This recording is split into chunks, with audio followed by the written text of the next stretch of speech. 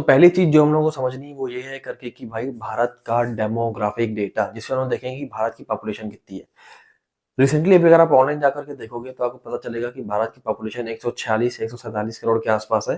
पर कैलकुलेशन आसान करने के लिए और समझने के लिए हम लोग भारत की जनसंख्या को 150 करोड़ मान करके चलने वाले हैं, ठीक है। ±5% का मार्जिन ऑफ एरर हम लोग लेकर चलेंगे हर एक हमारे कैलकुलेशन में जहाँ पे भी रिक्वायरमेंट होगी, ठीक है। तो 150 करोड़ की पॉपुलेशन लेकर के चल रहे हैं हम लोग।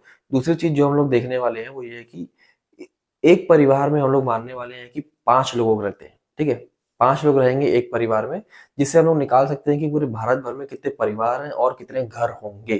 तो ये निकल करके आ जाता है भैया 30 करोड़ परिवार या 30 करोड़ घर आप मान करके चल सकते हो, ठीक है। ये डेटा क्या बहुत ज्यादा खराब है? नहीं।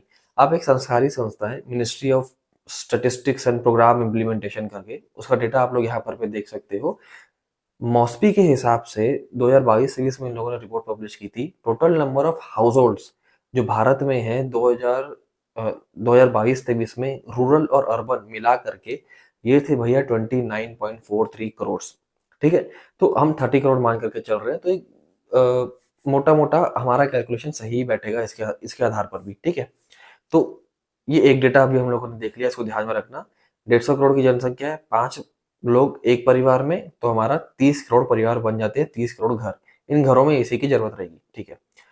दूसरी चीज जो हम लोगों को पता करनी है वो ये है कि भाई एक एसी इलेक्ट्रिसिटी कितनी कंज्यूम करता है, एक एसी बिजली कितनी खाता है, वो भी हम लोग देखते हैं। तो अब वो तो निर्भर करता है यार कि आप लोग कहाँ पे रह रहे हो, वहाँ का साधारण तापमान कितना रहता है। राजस्थान में ज्यादा गर्मी रहती है, कश्मीर में उतना नहीं जरूरत पड़ेगी आपको। आप कौन सा एसी इस्तेमाल कर रहे हो, 1 टन का, 1.5 टन का, कि 2 टन का है, इन्वर्टर है कि नहीं है, स्प्लिट एसी है, विंडो एसी है कि सेंट्रल एसी है, एचवीएसी सिस्टम आपने लगा करके रखा हुआ है।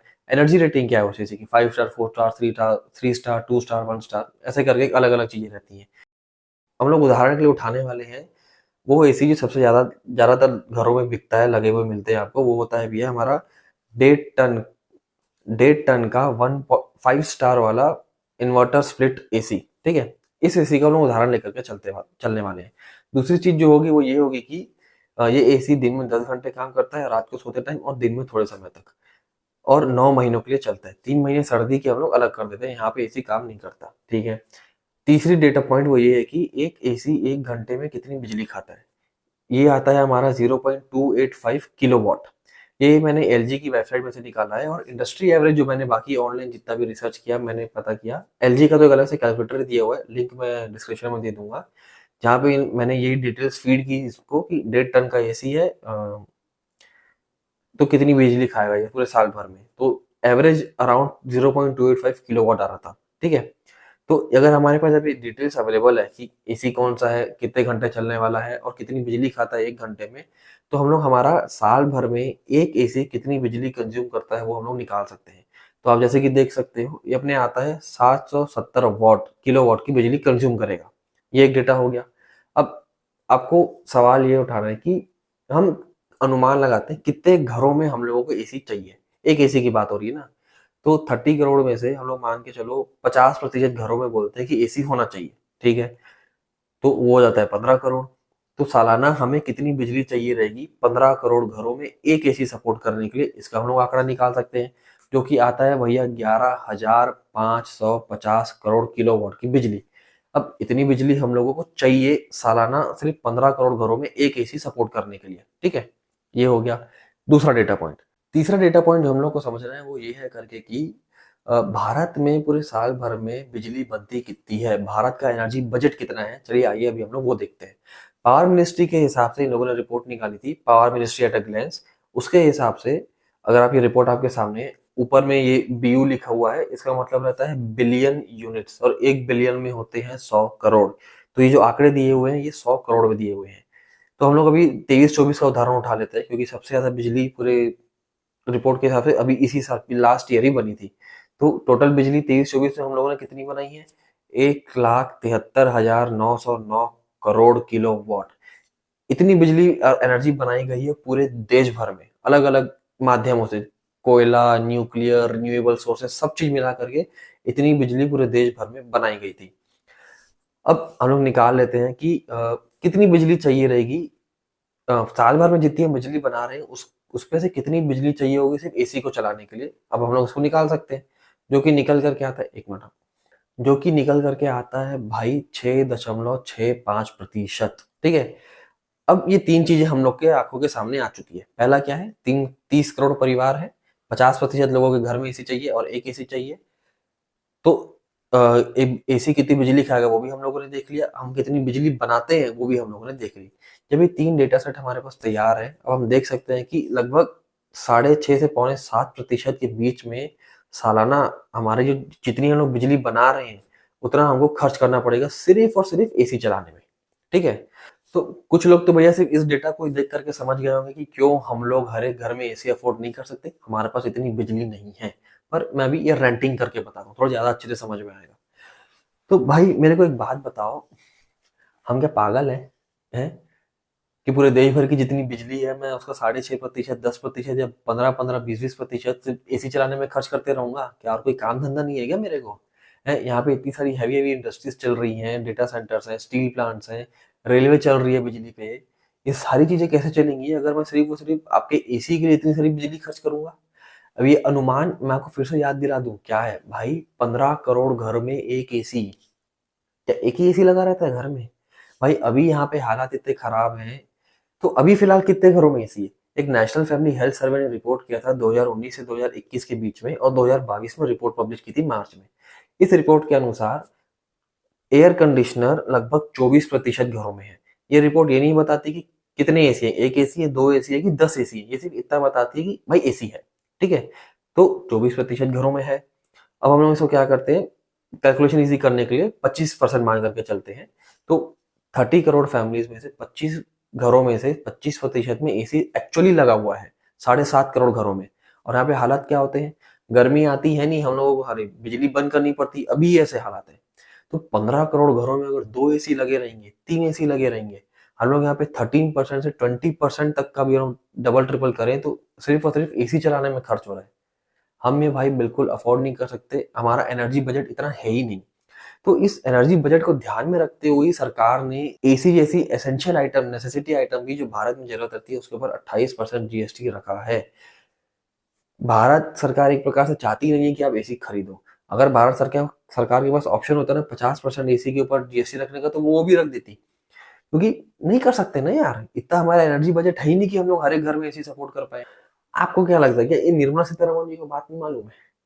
नहीं, इन्हें कितना टाइम लगता है एसी में से जीएसटी का रेट कम करने के लिए? हर तिमाही में जीएसटी काउंसिल की मीटिंग होती है, जहाँ पे हर एक मुद्दे डिस्कस किए जाते हैं कि कौन से जीएसटी का रेट डिसाइड करना है या क्या करना है। मीटिंग बुलानी है, हर एक राज्यों को वोट करना है, कर देंगे वो लोग वोट, कोई उनका प्रॉब्लम नहीं होने वाला। बट ये पूरा देश गर्त में घुस जाएगा कैसे, थोड़ा और स्वाभाविक होगा, मैं आपको गहराई में समझाता हूँ। देखो, पूरे भारत भर में जो है ना हमारी इलेक्ट्रिकल की वायरिंग बिछी हुई है, आपने देखते ही होंगे। पूरी ट्रांसमिशन लाइन बिछी हुई है। ट्रांसमिशन लाइन एक दो प्रकार की होती है, एक होती है डोमेस्टिक और एक होती है कमर्शियल। कमर्शियल तारें जो होती हैं डोमेस्टिक की कंपैरिजन में ज्यादा उनकी वायरिंग स्ट्रांग रहती है। उसपे ज्यादा आप बोल सकते हो कोटिंग कॉपर अगर की जाती है, ताकि वो और ज्यादा वोल्टेज हैंडल कर सके। ये कहाँ इस्तेमाल होगी, रेलवे में इस्तेमाल होती है, स्टील प्लांट्स में इस्तेमाल होती है, ऑटोमोटिव इंडस्ट्रीज में इस्तेमाल होती है, जहाँ पे एनर्जी का कंजम्पशन बहुत ज्यादा होता है। तो इतनी स्ट्रांग वायर की हमें डोमेस्टिक जगहों पे, डोमेस्टिक या घर वर में जरूरत नहीं है, तो क्यों लगाएंगे? फोकट फालतू खर्चा हमें बढ़ाना थोड़ी ना है। तो अब आप मान करके चलो कि सरकार ने जीएसटी कम कर दिया एसी में, 28% में से जीरो मार दिया। वो लोग जिद कर रहे थे नहीं नहीं एसी बहुत जरूरी है, एसी बहुत जरूरी है, 28% में से जीरो कर दिए। एक 48,000 का पैनासोनिक का 1.5 टन का एसी 48,000 रुपए में से गिर करके 37,500 पे आ जाएगा, क्योंकि सिर्फ और सिर्फ जीएसटी का एलिमेंट हटा दिया गया है। तो ये लगभग एक चौथाई प्राइस ड्रॉप है, जो कि बहुत बड़ी बात है। भारत जैसे प्राइस सेंसिटिव देश में लोग ऑनलाइन इलेक्ट्रिकल की शॉपों में सीधा का सीधा लाइन लगा देंगे, ऑनलाइन ऑर्डर मार देंगे, जितने एसी खरीद पाते हैं खरीद लेंगे और घरों में अपने लगा देंगे। इससे होगा क्या? तो डोमेस्टिक वायरों के ऊपर जब इतनी डिमांड बढ़ेगी कि और एसी चलाने और एसी का सपोर्ट करना है अपने को, तो वोल्टेज हमको बढ़ाना पड़ेगा ताकि ज्यादा से ज्यादा ट्रांसमिशन हो सके उन वायर्स में और इलेक्ट्रिसिटी घर तक पहुंच सके। तो जो डोमेस्टिक वायर्स रहेगी, इनकी जो कोटिंग रहती है कॉपर की, भाई इतनी ज्यादा वोल्टेज हैंडल करने की वजह से पिघलना चालू हो जाएगी। आप सोच करके देखो ना कि मुंबई जैसे, मुंबई, बेंगलोर, नोएडा, हैदराबाद, चेन्नई, इन सारे देशों राज्यों में, राज्य बोल रहा हूँ, इन सारे शहरों में जीएसटी हटाया गया, और लोगों ने अच्छे खासे लाखों की तादाद में एसी लगा दिए। अब क्या होगा, डोमेस्टिक वायर्स के ऊपर वोल्टेज इतना ज्यादा बढ़ जाएगा कि ये तारें पूरी की पूरी सड़ जाएंगी। 10-15 दिनों में हमारा डोमेस्टिक ये वायर जो रहेंगी सड़ जाएंगी, और खबर निकल के आएगी कि आधा मुंबई की तारें सड़ गई है। रिपेयरेबिलिटी के लिए मतलब पूरी नई तारें लगानी पड़ेंगी, जहां पे हमारा लाखों करोड़ों का खर्चा हो जाएगा। तो ये एक प्रकार से भाई नेशनल सिक्योरिटी का रिस्क बन जाता है यहाँ पर, अगर आप देखोगे तो सीधी सी बात है, बिल्कुल बनता है भाई। तो बहुत सारी ये बात गहराई में सोच करके ही सरकार ने 28% जीएसटी लगा करके रखा हुआ है। अभी ही जो हमारा 7.5 करोड़ घरों में लगा हुआ है, हमको बिजली बंद करनी पड़ती, गर्मी में ट्रांसफार्मर में आग लग जाती है, ट्रांसफार्मर फट जाते हैं भाई। तो हम लोग 15 करोड़ घरों में कैसे अफोर्ड करेंगे? नहीं कर सकते, सिंपल सादा आंसर है। तो और आप एक और आर्टिकल देखो, ये है आर्टिकल, इंटरव्यू है बिजनेस स्टैंडर्ड में ब्लू स्टार की जो एसी की जो कंपनी है, उनके मैनेजिंग डायरेक्टर त्यागराजन जी का। ये कह रहे हैं कि 25-26 में हम लोग लगभग पूरे एसी का जो मार्केट है वो रहेगा 1 करोड़ 15 लाख यूनिट्स। अब अचानक से कोई नए घर तो नहीं है जो खरीदेंगे, जो अचानक से 40-40 80-80 हजार के कमाने लग गए महीने महीने भर में, कि इतने महंगे महंगे एसी अफोर्ड कर पाए। नहीं, एक्सिस्टिंग हाउसेस में लग रहा है, और थोड़े बहुत न्यू हाउस होल्ड्स रहेंगे जहाँ पे एसी लगेंगे। इसी वजह से सरकार चाहती है कि जितना हो सके उतना कम लोग एसी लगाएं। आप कूलर लगाओ, आप पंखा मारो, खुद को पंखे चलाओ, वो सब चलेगा, एसी मत खरीदो भाई। 28% जीएसटी का यही मतलब रहता है एसी के ऊपर। तो भाई ये सारी वजह, ये सीधी सी बात है, वजह थी कि हमारे पास इतनी बिजली नहीं है कि हम लोग हर एक घर में एसी अफोर्ड कर पाए। तो इस चीज को ध्यान में रखते हुए सरकार क्या एक्शन ले रही है, क्योंकि हर साल एसी की डिमांड बढ़ रही है। मार्च 2019 में सरकार ने एक टीम बैठाई थी, इस Indian cooling action plan launch किया गया था 2019 मार्च में, और 2037-38 तक का इनका टारगेट है, 20 साल का इनका टारगेट है। इनको करना क्या है, 3-4 चीजें इन लोगों को करनी है। पहली चीज ये है कि भैया भारत में जो कूलिंग की रिक्वायरमेंट है उसको कम करना है, कि रेफ्रिजरेशन कम करना पड़े, कूलिंग की जो डिमांड है वो कम हो, कम एसीज की जरूरत पड़े। वो कैसे होंगे मेरे को नहीं पता यार, पेड़ ज्यादा लगाएंगे या कुछ चीजें करेंगे ताकि तापमान ओवरऑल पूरे भारत भर का कम हो और एसी की डिमांड कम लगे। अभी तो बैंगलोर जैसे शहर में, जहाँ पे मैं था 5 साल, 2018-19 में एसी की जरूरत नहीं पड़ती थी, उल्टा हालत खराब हो जाती थी, इतनी ठंड रहती थी। अब वहां पे एसी की जरूरत पड़ने लग गई है, तापमान इतना बढ़ गया है बैंगलोर में, सारे पेड़ काट दिए, तालाब सुखा दिए इन लोगों ने, और कंक्रीट जंगल बना दिया पूरे शहर को। तो कुछ नहीं कर सकते, पूरा तापमान बढ़ गया है। अभी मुझे बैंगलोर में गर्मी लगती है, ऐसे हालात हो गए हैं। तो पेड़ ज्यादा लगा सकते हैं ताकि ओवरऑल टेम्परेचर पूरे देश का कम हो। दूसरा, इन लोग का ये टारगेट है कि R&D का काम है, कि कूलिंग सिस्टम जो लोग इस्तेमाल करते हैं, AC, chillers, HVAC systems, cold storage, technology को इम्प्रूवमेंट करना है ताकि इन कूलिंग सिस्टम्स की एनर्जी एफिशिएंसी बढ़े।